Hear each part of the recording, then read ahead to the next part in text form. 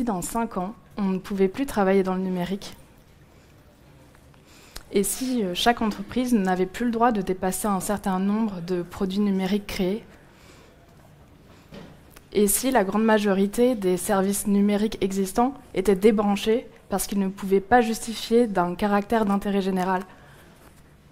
Et si, dans 15 ans, on devait tous travailler à temps partiel pour pouvoir partager notre matériel informatique avec nos collègues? Ou plus largement, et si travailler dans le digital était devenu une exception, réservée à de rares professionnels? Ces situations, en fait, elles sont difficiles à imaginer. Et pourtant, au rythme actuel, le numérique sera considéré comme une ressource critique d'ici moins d'une génération. En fait, tous les indicateurs nous montrent que d'ici moins de 25 ans, il n'y aura plus assez de matériaux en réserve pour fabriquer et faire vivre le digital, en tout cas tel qu'on le connaît aujourd'hui. Ce qu'on peut extrapoler de ce schéma simplifié de l'expert Gauthier Roussel, c'est qu'en fait, quand nos enfants ou nos petits-enfants ils seront devenus adultes, il n'y aura plus assez d'étain, d'argent, de nickel, de cobalt pour fabriquer leurs smartphones, leurs ordinateurs, leurs batteries.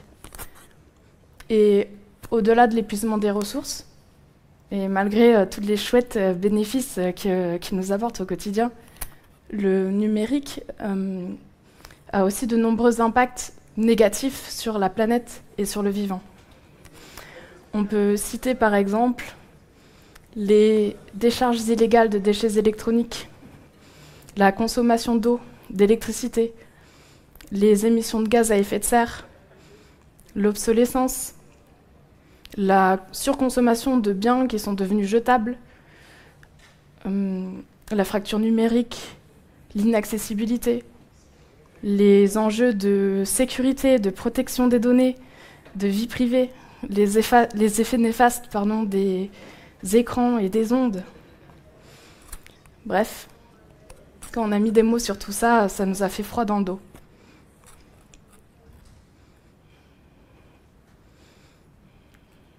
Donc, je suis Yuna. Et je suis Daniela. Et on forme Team UX, on est un binôme de designers UX seniors. Et on travaille ensemble depuis bientôt 10 ans. On a commencé à travailler ensemble en agence, puis après en start-up, et depuis quelques années, on est à notre compte. Et on se spécialise sur la conception et la refonte de produits dits complexes. Depuis toujours, en fait, on se questionne énormément sur notre manière de travailler. Et donc, c'était assez naturel pour nous de nous demander, en fait, en tant que designer, comment on pouvait faire pour avoir un impact un petit peu moins négatif sur la planète. On est tous plus ou moins déjà sensibilisés au sujet, mais généralement, quand on se lance dans la thématique, ce qui nous surprend le plus, c'est d'apprendre ou de comprendre que 78% des impacts environnementaux du numérique sont plutôt liés à la phase de fabrication des équipements. Mais finalement, quand on travaille simplement dans une équipe produit, c'est assez légitime de se demander « est-ce que moi, je peux agir là-dessus ?» Et heureusement pour nous, la réponse elle est assez claire. Oui, on peut tous, en tant que membres d'équipe produit, agir là-dessus. En fait, c'est dans notre manière de concevoir les produits numériques qu'on va pouvoir agir sur le prolongement de la durée de vie des équipements et aussi sur la limitation des ressources consommées par les services numériques. Cette action, en fait, ça s'appelle l'éco-conception numérique et c'est le sujet de la conférence aujourd'hui. Dans le cadre de l'éco-conception numérique, l'équipe produit, elle va avoir plusieurs responsabilités. La première, c'est de construire des produits numériques qui sont plus légers, qui sont plus performants, et donc qui vont user moins le matériel, générer moins d'obsolescence, consommer moins de ressources. La deuxième responsabilité des équipes produits, ça va être de construire des produits qui vont être réellement utiles et utilisés. Pour cela, ils vont devoir répondre à des besoins réels et proposer une bonne UX et aussi, bien évidemment, être accessibles. Et la troisième responsabilité de l'équipe produit, c'est de concevoir toutes ces choses en ayant vraiment la conscience de tous les impacts potentiels que le produit va avoir sur son environnement et ce, quelle que soit la phase de son cycle de vie. Donc ça va être sa fabrication, son utilisation et sa fin de vie. Et enfin, le plus gros point, le plus difficile peut-être pour l'équipe produit, ça va être de ne pas construire les produits qui ne répondent pas en fait à ces critères. Ça paraît assez évident dit comme ça, mais c'est vraiment très très difficile. Par exemple, ça m'intéresserait de savoir, là, dans la salle, par main levée, qui d'entre vous a déjà conçu ou implémenté une fonctionnalité qui finalement n'a jamais été utilisée, ou très peu? On est un club assez gros. Et qui d'entre vous, d'entre nous, a déjà réfléchi aux conditions de fin de vie d'un produit numérique qu'il ou elle était en train de créer, qui n'était même pas encore existant et qui a déjà réfléchi à sa fin de vie? Bravo. Et on est peu.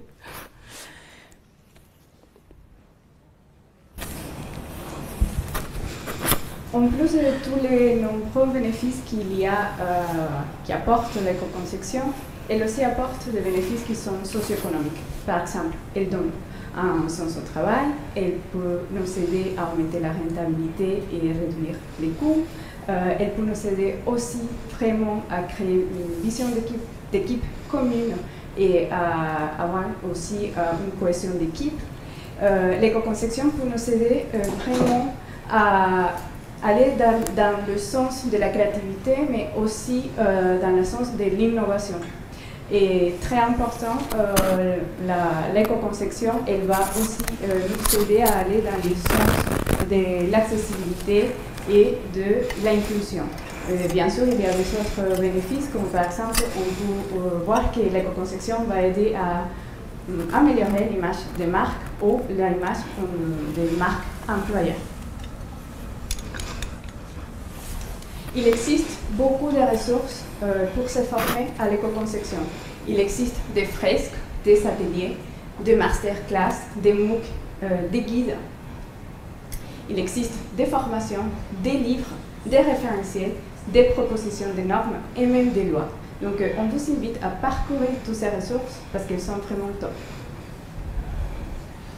Mais une fois qu'on est formé, il faut vraiment passer vite à l'action. Et là, c'est la panique. Parce que quand on fait l'éco-conception, en fait, on se pose beaucoup de questions. Par où je commence? Est-ce que je fais bien? Est-ce que je fais assez? Est-ce que je fais trop? Est-ce que ce que je fais, c'est moche en tant que designer? Est-ce que je participe au greenwashing? Ou encore, comment convaincre les clients? Donc, pour ce talk avec Juna, on s'avait demandé comment on pouvait en fait vous transmettre des exemples, des idées pour que vous n'avez pas cette peur qu'on a vécu quand on a commencé avec l'éco-conception. Et en gros, ce qu'on s'avait dit, c'est qu'en fait, il y a il faut se poser la question, en fait, comment je fais de l'éco-conception qui est convaincante pour les clientes, ces clients qui sont des marques variées, pour ces clients qui sont de différents univers de marques, pour ces clients qui veulent se démarquer ou encore qui sont très loin du secteur vert. Donc, pour répondre un peu à tout ça, on a fait cette planche, mais en fait, ce qu'on voulait vous dire avec ça, c'est que quand on fait rapidement des recherches sur l'éco-conception, on va tomber très rapidement sur des exemples avec des sites qui sont noirs et blancs, ou presque, des sites qui sont avec des polices, des systèmes, des sites qui sont pas beaucoup des images, pas du tout des images. Et donc, tous ces exemples, même si tous ces sites sont très esthétiques et ils sont très activistes, parfois, pour nous les designers, l'équipe produit, ils ne nous aident pas vraiment à nous projeter, à créer un produit éco-conçu pour nos clients. Donc,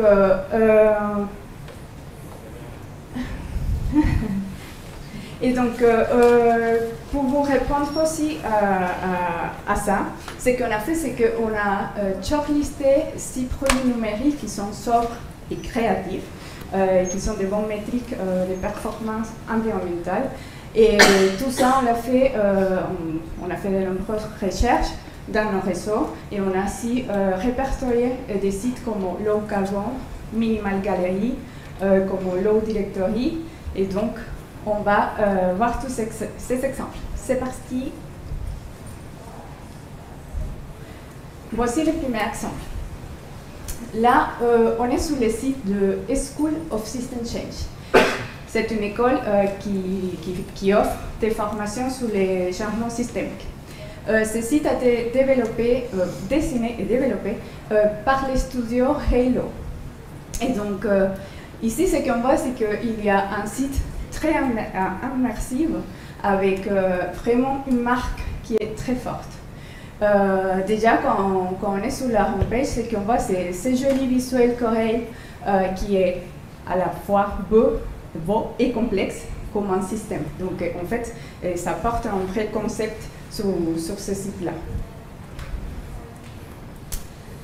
Quand on a vraiment regardé un peu plus près ce site, on s'est rendu compte qu'il utilise un font custom.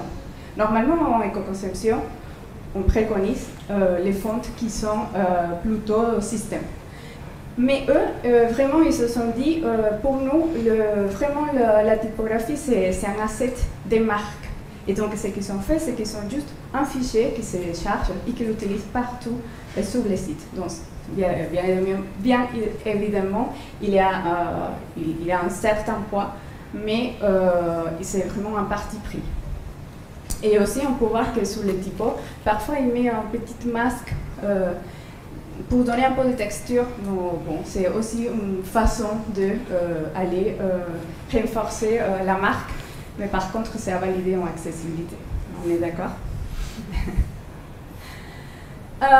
Ce qui était aussi une astuce très intelligente sur ce site, c'est qu'il utilise des images qui s'inspirent de la nature. Et en éco-conception, quand on s'inspire de la nature, en fait, c'est une manière de vraiment venir à pouvoir utiliser ces images de formes répétées. Et en fait, il n'y a pas beaucoup d'images sur le site. C'est juste que comme ils sont répétées, ils sont des images de nature, ils sont riches. Donc voilà, une astuce qu'on peut utiliser. Sur les formats, ils utilisent des PNG quand vraiment il faut des images qui doivent être vraiment bien optimisées. Mais sinon, ils utilisent des SVG ou des formats WebP optimisés. Une autre astuce qu'on voudrait voir sur qu'on peut voir sur ce site, c'est comment ils utilisent les images dans les contenus en fait. Là, par exemple, sur l'exemple 1, il y a une petite image qui est masquée sur un cercle. En fait, on croit qu'il y a un espace très grand, que ça prend de la place, mais c'est juste un effet visuel parce qu'il y a tout l'espace en blanc. En fait, finalement, ils ont chargé une petite image. Ici en bas, en fait, il y a 12 images qui forment deux images. Pardon. Et donc, finalement, on s'est rendu compte que voilà, c'est une manière intelligente d'utiliser des photos qui sont petites, qui ne sont pas lourdes, et donc ça fait que le site est très léger, mais quand même riche visuellement. Sur tous ceux qui sont des gabarits un peu éditoriaux, en fait, ils ont aussi utilisé ces photos en panoramique. Et en fait, ça fait le même effet. En fait, c'est comme si c'était une grande photo au fond, et finalement, c'est ça qui fait l'effet? Ah, pardon. Et en fait, il y a ces photos qui sont panoramiques et que finalement, ils sont petites. Et donc, quand on les charge, effectivement, ils ne sont pas très lourdes. Et enfin, pour eux aussi, les images ne sont pas systématiques. Dans ces listings des courses, en fait, ce qu'on voit, c'est qu'ils sont vraiment mis en avant des cours avec des photos, mais ils n'ont pas mis la photo partout. Et donc, ça fait quand même riche, et c'est une opportunité aussi pour, en tout cas pour les clients, de dire on peut mettre en avant un cours. Voilà. Il y a aussi un bénéfice pour les clients business. Et enfin, on a fait aussi des échanges avec les gens qui ont fait ces produits. Et c'est ça les retours d'expérience qu'on va vous montrer à la fin de chaque projet. Et Dans ces cas-là, on a parlé avec Nicolas Pariès de Halo et il a 3 idées qu'on voudrait vous partager.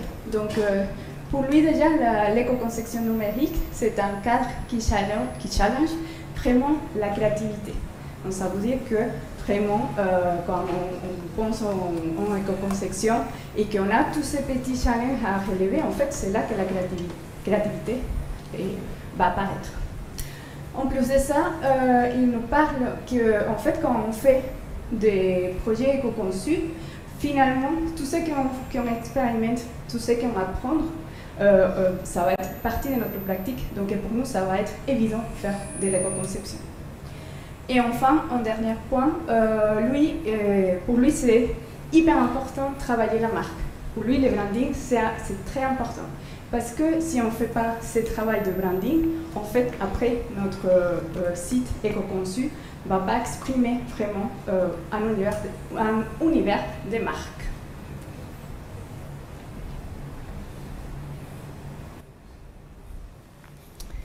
Alors, le deuxième exemple qu'on voulait vous montrer, je ne sais pas me placer pour que vous puissiez voir.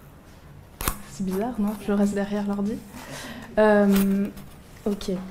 Le deuxième exemple, c'est celui du site web de Grenoble-Alpes Métropole.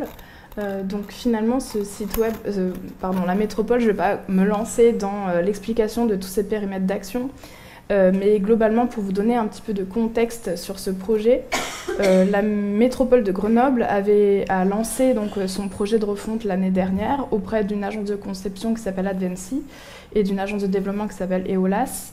Et la métropole a fait intervenir des consultants et consultantes d'Access 42 pour l'accessibilité et de Green IT pour l'éco-conception. Et nous, ce qui nous marque d'un point de vue créatif sur ce site, c'est l'utilisation de codes visuels, donc à savoir le jaune et les illustrations, ce qui est assez original pour un territoire, pour le secteur public. Finalement, quand on a discuté avec l'équipe produit, l'équipe du projet, on s'est rendu compte, ils nous ont expliqué que historiquement, dans la collaboration, ils se sont même posé la question de proposer un site web sans images. Donc au départ, ils ont vraiment shortlisté 2 versions, une version sans images et une version avec images. Et finalement, entre eux, ils n'ont pas pris la décision de manière complètement subjective et ils ont mis en place des tests d'utilisabilité. Et c'est des tests d'utilisabilité qui ont parlé. Et finalement, la version qui a gagné, c'est la version avec des images. Effectivement, ce n'est pas si étonnant que ça, mais ce qui est intéressant de comprendre, c'est qu'en éco-conception, bien sûr, il y a une grosse importance à travailler la performance en termes de réduction de poids des assets, mais il y a aussi un énorme enjeu de diminuer le nombre de requêtes et de diminuer le temps passé sur les sites web. Et donc là, ils ont vraiment fait des mesures par rapport au temps passé et à la réussite, au fait qu'ils réussissent à atteindre des objectifs, ces utilisateurs. Et donc là, pour représenter les différents périmètres d'action de la métropole, c'était en fait finalement très conceptuel pour les utilisateurs. Et quand ils sont arrivés sur les templates avec des images, ils ont tout de suite atteint leurs objectifs beaucoup plus rapidement. Donc ils ont dit « Ok, pas de souci, on part sur la version avec images. » Et donc on se retrouve avec des illustrations en page d'accueil aussi. Mais par contre, ils ont vraiment traité les images intelligemment. Elles sont en fait toutes très petites, ces images. On les retrouve donc par exemple sur le listing des différentes catégories d'articles. Et si on clique sur une catégorie, on se rend compte que finalement on retrouve la même image en en-tête. Et c'est vraiment le même fichier, c'est pas une différente taille. Donc en fait, ils ont pris le parti de dire les images dans la page catégorie, elles sont un peu plus grandes que la taille d'affichage. Ça peut être une mauvaise pratique, mais en fait, c'est vraiment un choix acté, parce qu'en fait, il part du principe que les gens vont aller voir les pages intérieures et que le contenu, finalement, il aura déjà été chargé une fois et mis en cache. Ce qui est intéressant d'un point de vue image aussi, c'est le traitement de l'en-tête du template, où on a l'habitude, dans une page de contenu, d'être assez immergé visuellement avec une grande image pleine largeur, ce qu'on appelle souvent hero image. Et là, en fait, ils se sont dit, non, on va pas mettre une énorme image, on va représenter visuellement la zone d'en-tête, mais finalement, l'image dans cette zone d'en-tête, elle ne représente que 50% de la largeur. Ok. Et voilà, donc je vais aller plus vite. Ils ont optimisé les parcours, les modes de navigation sont vraiment hyper travaillés. Quand on arrive sur la page d'accueil, ils sont plusieurs, ces modes de navigation, ils sont complémentaires, ils prennent toute la page. On a un menu, un surmenu, un champ de recherche. Le menu, quand on clique dessus, il devient un méga menu. Le méga menu en lui-même, on accède au contenu, soit selon notre profil, soit selon notre besoin. Enfin voilà, tout est travaillé pour arriver vite au résultat. Et même à l'intérieur des gabarits de contenu, tout a été retravaillé pour que l'utilisateur, en fonction de ce qu'il recherche, il le trouve facilement. Donc on se retrouve avec un titre, un chapeau, une zone de résumé, une zone de table des matières, et même le contenu de l'article, il est en mode rubrique, dans des accordéons qui sont repliés par défaut et qu'on peut déplier selon notre besoin. Je ne sais pas si c'est mon micro qui fait ce bruit, mais... Comme ça. C'est mieux? Bon. C'est bizarre, c'est mes cheveux peut-être. Ok. Dernier point, l'accessibilité fait vraiment partie de l'éco-conception. Et à noter que ce site est 100% conforme au RG2A. Je ne vais pas développer plus. On a discuté avec la chef de projet communication numérique de la métropole de Grenoble. Et le petit conseil qu'elle voulait faire passer aujourd'hui, c'est de ne pas hésiter à s'entourer de personnes expertes pour faire ce genre de projet d'éco-conception. Elle a noté aussi l'importance de la formation pour de bons résultats sur l'ensemble du cycle de vie. En gros, c'est facile de lancer son site éco-conçu. Ce qui est important, c'est qu'il le reste, même après la contribution des équipes éditoriales. Donc il faut les former, ces gens-là. Et la petite surprise inattendue du côté des équipes, c'est la transformation des métiers, où en fait, les équipes éditoriales, elles sont passées d'un rôle de journaliste communicant à vraiment prendre en main un service public. Et en fait, chaque contenu, maintenant, il est rédigé pour répondre à un problème, et pas juste pour faire la promotion des actions de la métropole. Ok, un autre projet, on est sur le site web de Digital Action. C'est un organisme anglais qui cherche à fédérer un réseau mondial pour réglementer les big tech. Je le fais court. Ils ont contacté l'agence LEAP dans un but de réduire l'empreinte environnementale, l'empreinte carbone de leur site web. Et ils avaient quand même un gros enjeu, ils voulaient interagir, ils voulaient entrer en interaction avec les utilisateurs. Et donc, ils ont mis en place cette animation qu'on trouve donc très créative dans ces sites éco-conçus. Cette animation qui représente une conversation et qui permet à Digital Action non seulement de se présenter, mais aussi d'immerger l'utilisateur dans un univers déjà, dans un espace digital qui représente bien la thématique. Malgré le fait que ce soit une animation quand même assez conséquente, d'un point de vue technique, elle est très légère, c'est que du SVG, c'est animé avec l'OTI, donc c'est finalement rapide et c'est fluide, quelle que soit la résolution. Donc c'est ce qu'ils ont choisi et ça a un impact créatif très fort. Globalement, la grosse force du site, c'est son travail sur la hiérarchie de l'information. Il y a des gros blocs bien distincts, des couleurs vives, un gros travail sur la typographie parce qu'ils n'avaient pas trop de matériel visuel type image, photothèque et tout ça. Donc ils ont vraiment utilisé la typographie comme un asset visuel. Et ils ont créé une collection d'illustrations pour enrichir ce site. Des collections en fait, qui sont du coup très impactantes parce que très colorées et sur le principe d'utiliser des glyphes pour représenter les différentes actions de l'organisme de Digital Action. Et un peu la même mécanique qu'on a vue sur Grenoble, on se rend compte que ce sont exactement les mêmes images qui ont été mises dans les pages de listing et dans les pages individuelles. Donc il n'y a pas de rechargement d'assets et cette jolie zone d'en-tête qui est vraiment très, très graphique. On a discuté avec le développeur de ce site, donc Nick Lewis. Si vous vous intéressez un peu à l'éco-conception, c'est un peu une figure qui revient. Et donc les conseils qu'il voulait donner, lui, c'était vraiment de s'intéresser, d'être curieux, d'aller bien au-delà de la simple réduction du poids des pages, parce qu'il y a beaucoup d'autres sujets dans l'éco-conception.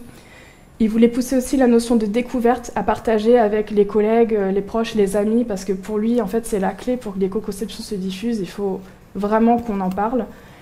Et enfin, il a souligné la responsabilité partagée dans toute l'entreprise. On est souvent entre nous dans l'équipe produit, on se met cette responsabilité-là, mais finalement, les responsabilités, elles doivent être prises dans le top management et ça doit découler un peu partout jusqu'à l'assurance qualité en passant par les gestions de projet, le design, le dev, tout le monde. Maintenant, on va passer sur un autre projet, c'est le site de l'UT Bordeaux-Montagne. Ce site a été développé par la coopérative Noétia. Et ce qui nous marque sur ce site, c'est que même si on est dans le secteur des études supérieures, il est très marquant, il casse les codes en fait, des sites universitaires. Et finalement, c'est un site qui est élégant et qui a une très bonne ergonomie. Quand on a vu un peu les sites, en fait, ils ont vraiment fait un travail de typographie. On le voit, une bonne hiérarchie de l'information. Ils ont utilisé des couleurs en aplat, un peu le même utilisation des images en petit, en tête. Donc voilà, on voit que vraiment ils ont fait quelque chose de différent, en tout cas dans les secteurs, comme je viens de dire, des études supérieures. Ils ont aussi fait de petites animations sur les sites, sur des interactions, par exemple sur des cartes ou sur les liens ou quand on ouvre le menu. Donc voilà, ils se sont pas dit de ne pas faire des animations, mais ils sont des animations très légères, très élégantes, qui font que les sites soient vraiment modernes. Et ce qui est vraiment intéressant sur ce site, c'est qu'il a été construit avec un design system. Un design system qui, à la base, est vraiment sobre et accessible. Et quand je dis accessible, vraiment accessible parce que ils sont vraiment une conformité totale aussi de la RG de ça. Et donc, attente 100%. Donc, vraiment très intéressant de s'appuyer sur un design system qui est vraiment bien conçu. Et en plus de ça, une autre chose qui nous a marqué, c'est qu'en fait, sur les sites, on voit qu'il y a des composants un peu oubliés dans les design systems, comme par exemple les fils d'Ariane ou ces tables de matière. Et finalement, ils sont vraiment mis en avant et on les voit. Et voilà, et ça fait partie des bonnes pratiques du web. Ce site a été construit ou créé avec Osuni, que c'est un commun numérique et donc qui nous permet en fait de créer des sites web qui sont performants, qui sont accessibles et qui sont aussi sobres. Quand on utilise l'outil, on peut créer des pages statiques, donc ça c'est vraiment intéressant. Donc on peut générer en fait avec cet outil des pages qui sont statiques et donc vraiment si on n'a pas un vrai besoin vraiment réel pour faire des sites qui sont dynamiques, on peut s'en servir avec deux outils comme Osuni pour faire ce type de sites. Et en plus de ça, on peut avoir les composants et on peut rajouter un thème UI pour venir exprimer en fait l'univers des marques. Enfin, on a parlé avec Arnaud Lévy de Noétia. Et pour lui, l'éco-conception, c'est un challenge de l'invisible. Ça veut dire que l'éco-conception, elle ne doit pas se voir. Point. En plus de ça, pour lui, l'éco-conception, c'est une somme de challenges qu'il faut prendre un par un et les résoudre. Et en plus, il part sur l'importance du cœur. Ça veut dire que quand on va vraiment créer un outil, un produit qui est éco-conçu, il faut qu'il le reste. Et pour ça, il faut du soin et de la maintenance.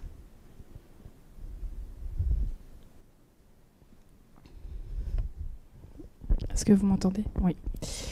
Un nouvel exemple qu'on voulait vous présenter, c'est celui du Bon Coin. Je ne vais pas vous présenter l'activité. Cet exemple, il change vraiment de tout ce qu'on a vu jusque-là, où on était plutôt dans la créativité visuelle. Là, ce qui était intéressant pour nous, c'est de voir la créativité d'une entreprise avec des métriques assez énormes. Comment un projet d'éco-conception peut être mis en place dans de telles entreprises. Finalement, il faut peut-être être un peu créatif pour arriver à mettre en place cette démarche. Donc, pour vous donner un ordre d'idée, c'est 7 millions de visiteurs uniques par jour 70 millions d'annonces en ce moment sur Le Bon Coin, et c'est environ, je crois, 1 million d'annonces postées chaque jour. Donc c'est des quantités énormes. Et en gros, sur les démarches d'éco-conception, ce qu'il y a à retenir du Bon Coin, c'est qu'ils ont pris vraiment la décision d'être dans la sensibilisation de leurs équipes, dans la sensibilisation par l'action. C'est important d'avoir pris cette décision parce que pour info, dans l'équipe produit et tech, ils sont 600. Donc c'est juste énorme, on ne parle pas juste de sensibiliser 2 personnes qui vont changer le produit. Et ils font plein d'actions pour sensibiliser les équipes, des fresques du numérique, du climat, des dizaines d'employés sont devenus fresqueurs, donc animateurs. Ils ont mis en place des design reviews, ils travaillent tout ce qui est process de discovery pour s'assurer que les besoins ils sont bien compris. Ils font vraiment plein de choses, mais il y a une action symbolique qu'ils ont mise en place, c'est de participer au Sustainability Challenge. Je ne sais pas si vous connaissez. C'est un challenge d'entreprise qui dure 3 mois pendant lesquels il faut se sensibiliser aux bonnes pratiques d'éco-conception et les appliquer sur une problématique réelle d'une entreprise. Et donc ils l'ont fait et ils ont remporté le prix Gold avec cette solution. Ils se sont intéressés en fait à cette petite zone encadrée rouge, cette zone d'autopromotion qui leur sert à pousser des campagnes marketing. Et donc ces campagnes marketing, ça représente... l'affichage de ces campagnes, ça représente 1,770 milliard d'appels API par semaine. Et donc, ils se sont dit comment on peut diminuer ça. Ils ont mis en place un petit switch on-off dans leur admin pour dire en ce moment, il n'y a pas de campagne marketing, donc peut-être pas besoin de faire de l'appel API. Et donc, ils ont diminué de 522 millions d'appels API par semaine, ce qui est énorme, moins 30% d'appels en une semaine. Ça concernait le site web. Et ils ont fait aussi une autre action. Je ne vais pas m'étendre sur les caractéristiques techniques parce que je ne les maîtrise pas du tout. Ils ont fait une migration du cluster data, je récite là, je ne sais pas, sur AWS. Et donc, en faisant ça, ils ont fait moins 20% de temps de réponse, moins 60% de gains énergétiques d'après AWS, et surtout, moins 50% sur la facture mensuelle. Donc, énorme gain. Voilà, ils ont remporté le prix Gold. Ce qu'il y a à retenir, c'est, d'après David Bouard, qui est design manager et en charge de ces sujets, c'est qu'il faut trouver les bons leviers en interne. Donc, aussi bien dans la direction que dans l'équipe qui va être motivée et porter la démarche. Et au niveau du management, vraiment parler argent, parler économie, comme je viens de le dire. Il conseille de poker énormément pour avoir des résultats rapides qui sont convaincants. Et enfin, il conseille de mettre en place un process de discovery pour s'assurer que les besoins sont bien réels, parce qu'en fait, la majorité de l'éco-conception, les impacts, ça se joue à ce moment-là.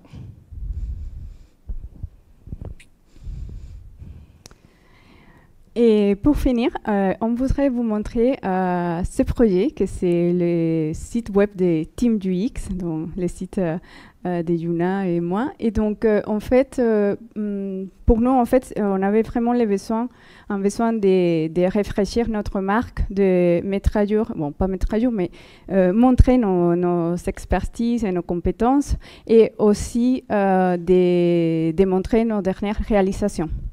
Et bien sûr, on s'est décidé de faire vraiment une démarche d'éco-conception. Sur notre site, on a fait plein de choix sous l'éco-conception, mais on voudrait juste vous parler de 3 choses sur notre site. La première, c'est que nous aussi, on a décidé d'utiliser une fonte custom, mais qui est variable. Donc, dans ces fontes, il y a plusieurs graisses. Et donc, comme ça, quand on charge notre fonte, on peut la réutiliser un peu partout sur le site. Et en plus de ça, on a supprimé tous les caractères qui ne nous intéressent pas pour ne pas les charger sur le site. Donc, ça a vraiment fait aussi qu'on élève beaucoup de poids sur la police. Un autre travail qu'on a fait, c'est sous les images, donc ces taches bleues qu'on voit un peu partout. En fait, on a la sensation qu'il y a plein d'images, mais en vrai, il n'y a que 4 images sur le site, en tout cas de ces taches-là. Et donc, on les utilise aussi un peu partout, avec différentes orientations, avec des différentes opacités et avec différentes tailles. Et donc, en dernier, juste, on voulait vous dire une chose aussi qu'on a fait. En fait, ces gélules jaunes que vous voyez dans le fond, avant, c'était un cercle avec un blur. Et en fait, en travaillant avec les développeurs, on s'est rendu compte que cette tâche ou cette forme graphique avec ces blurs, en fait, ça faisait consommer beaucoup de ressources dans un CPU. Et donc, on l'a enlevé et on a choisi, par contre, cette gélule jaune.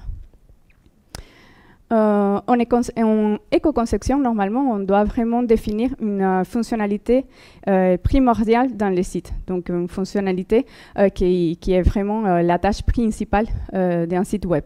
Pour nous, c'était les contacts. Une décision qu'on a prise, c'est de ne pas faire une page contact, que peut-être il y a, je sais pas, un formulaire, des maps, voilà. Et on s'est dit non, on va juste avoir un espace tout en bas de page avec notre adresse email. Et un autre travail qu'on a fait, c'était surtout sur la page référence. Dans cette page, en fait, normalement, les designers, on devrait systématiquement un peu montrer toutes nos réalisations, donc des photos de nos projets. Et nous, on a décidé vraiment de ne pas montrer ça. Donc, on donne la main à l'utilisateur ou utilisatrice de venir cliquer sur afficher la galerie pour qu'il puisse voir les photos. Et en plus, on a mis un encart tout en bas pour le sensibiliser à l'éco-conception.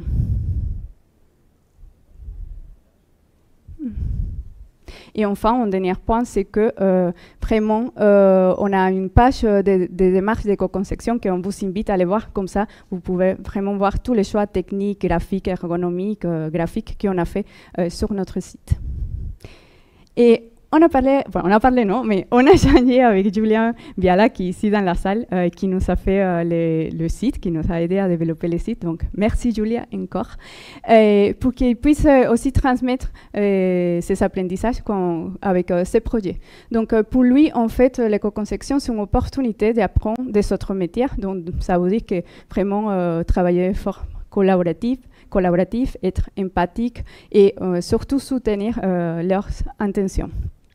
En plus de ça, pour lui, il existe des outils et des langages qui sont au service d'une bonne expérience développeur. Donc, il faut vraiment s'enlever les clichés qu'un projet éco-conçu, c'est dégrader l'expérience développeur.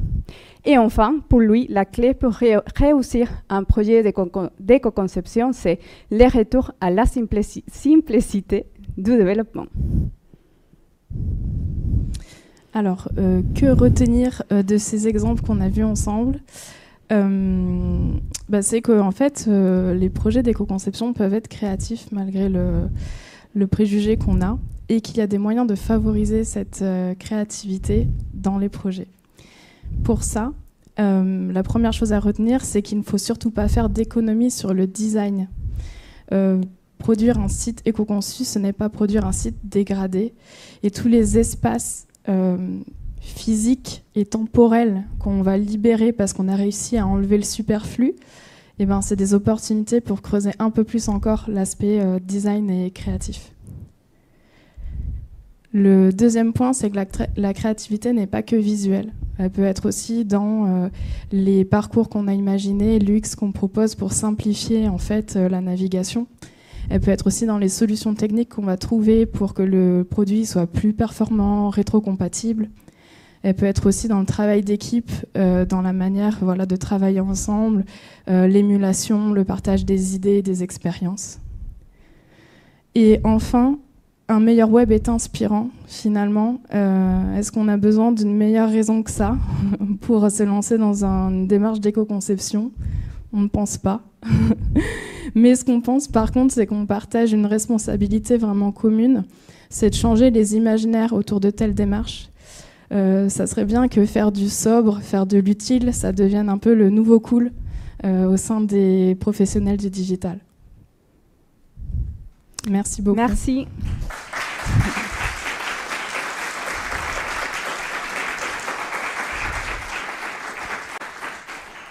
Si vous avez des questions, n'hésitez pas. Et aussi, on vous a préparé une sélection des ressources sur l'éco-conception, dont vous pouvez les voir. Merci.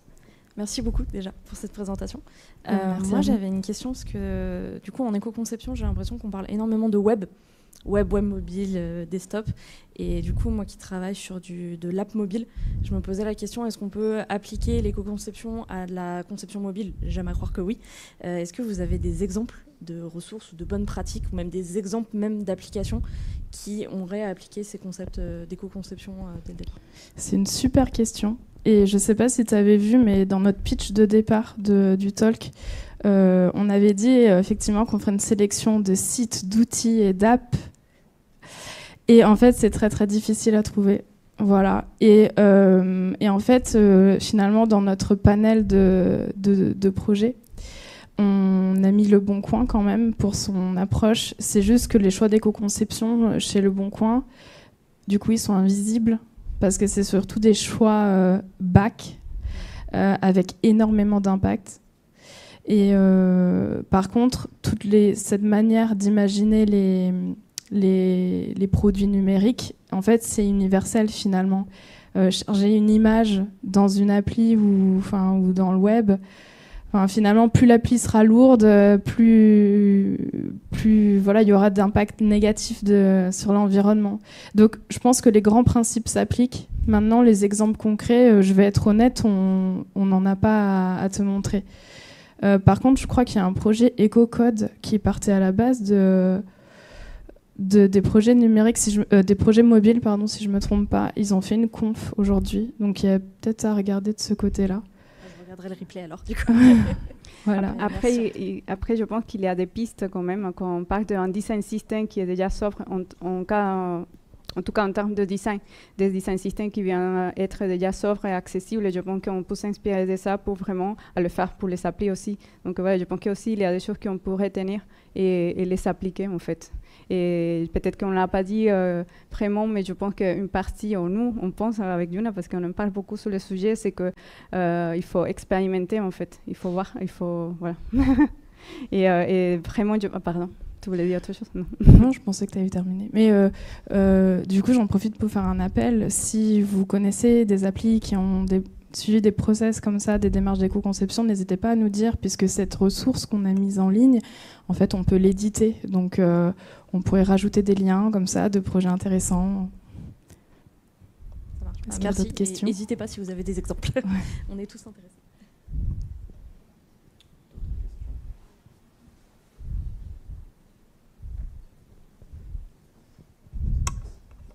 Merci pour la presse déjà. Je voulais savoir, est-ce que vous aviez des clés à partager si par exemple je devais commencer un nouveau projet dans mon entreprise demain? Est-ce que vous auriez des clés à partager pour essayer de convaincre la personne qui tient le portefeuille, donc souvent le client, de se pencher vers l'éco-conception et d'essayer de suivre un petit peu tout ce que prône l'éco-conception? Parce que j'ai l'impression que ça peut parfois être un peu vu comme une contrainte, genre, comme l'accessibilité par exemple. Dans la plupart des projets d'ailleurs, malheureusement. Est-ce que vous auriez des clés pour convaincre les clients là-dessus? En fait, c'est un peu comme l'accessibilité, tu l'as dit toi-même. En fait, c'est une somme d'arguments. Si la personne n'est malheureusement pas capable de voir l'intérêt de l'accessibilité ou de l'éco-conception, malgré tous les arguments évidents d'un point de vue environnemental, sociétal, économique, ça va être compliqué, quoi. Tu vas te battre un petit peu contre l'univers. Donc, les clés, je dirais, c'est d'en parler énormément, de commencer des conversations, finalement. La sensibilisation, donc ça va aller de s'intéresser aux ressources qu'on a listées là.